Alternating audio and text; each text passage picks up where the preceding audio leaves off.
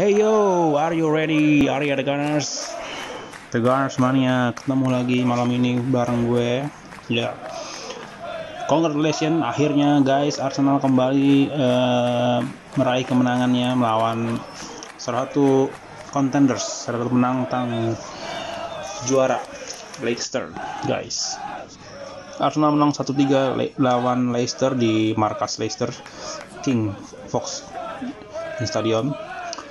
Ya, gue akan coba membahas tentang beberapa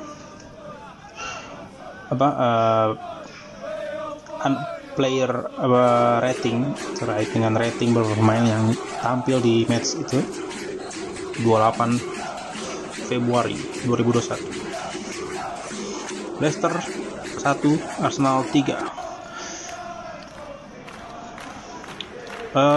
Penjaga gawang Bernardo kita beri angka dia rating 6,5 karena tidak banyak yang bisa dilakukan pada sore itu yang tenang.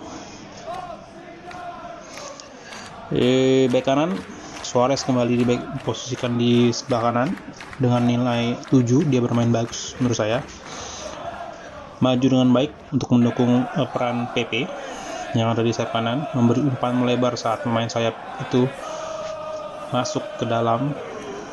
Backside ini juga mampu melakukan pekerjaan sebagai defensive defender yang baik.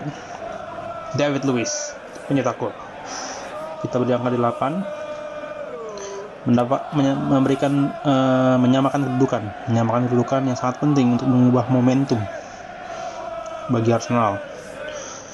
Pekerjaan pertahanan yang dilakukan oleh si pemain Brazil ini juga luar biasa, membuat sejumlah blok dan intercept yang penting sehingga Jamie Vardy terlihat diam. Lalu tandemnya Pablo Mari, ya kita beri angka dia 6,5. Pablo Mari 6,5. Mengawali awal yang sedikit sulit, ya.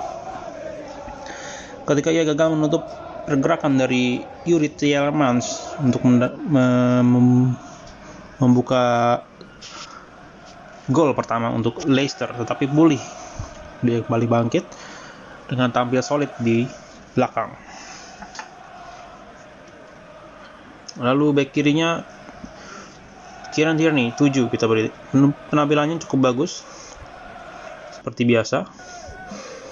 Ia bertahan dengan baik dan juga menyerang dengan baik di setiap kesempatan yang diberikan. Lalu di barisan tengah mereka menggunakan formasi 4-2-3-1 seperti biasa.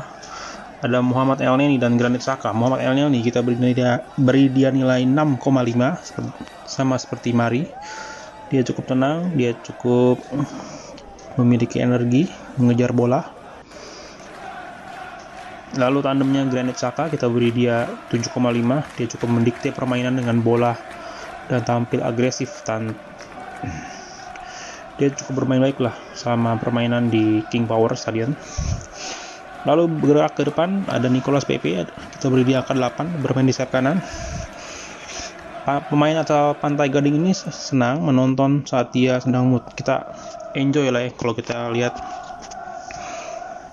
cukup senang lah, kita cukup happy lah kita saat menonton permainan seorang Nicolas Pepe saat dia sedang dalam top performanya. PP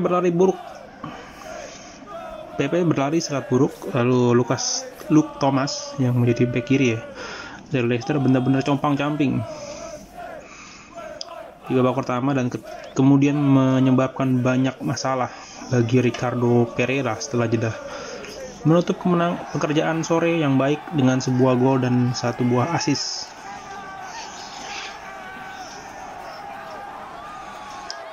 Di tengah ada Emile Smith-Rowe, kita beri dia angka 6. Dia mengambil beberapa posisi berbahaya sebelum akhirnya dia ditarik keluar karena cedera di akhir babak pertama. The Gunners berharap masalah tentang cederanya dia tidak terlalu serius.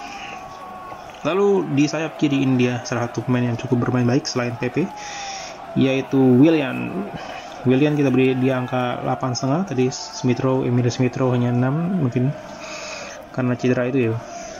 Lalu Willian kita beri 8,5 setelah karir di Arsenal yang begitu panas terik kering di Arsenal sejauh ini. Pemain Brazil ini tampak cukup tegar kembali dan menampilkan sebuah permainan yang terbaik sejak debutnya bersama The Gunners. Lincah, efektif sepertiga akhir. Ya, ia memasukkan dua gol dan memasukkan bola, memberikan assist yang disundul kepada David Luiz.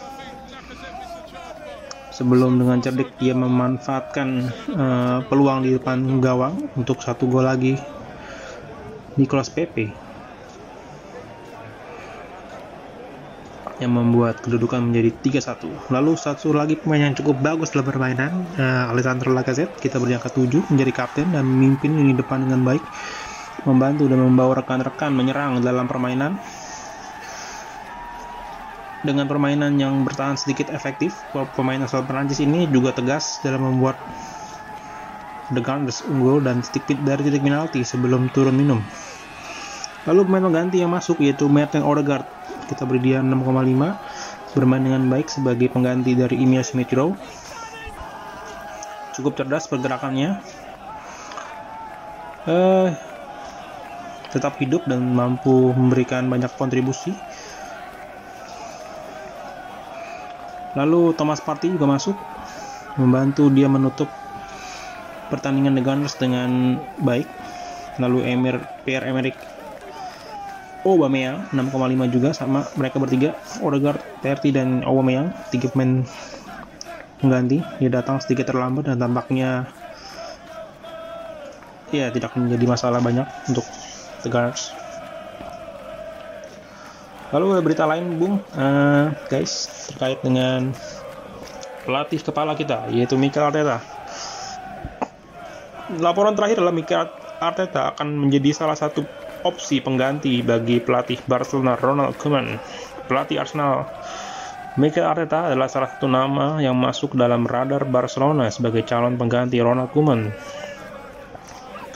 Dilaporkan oleh Gerard Romero dari RAC1.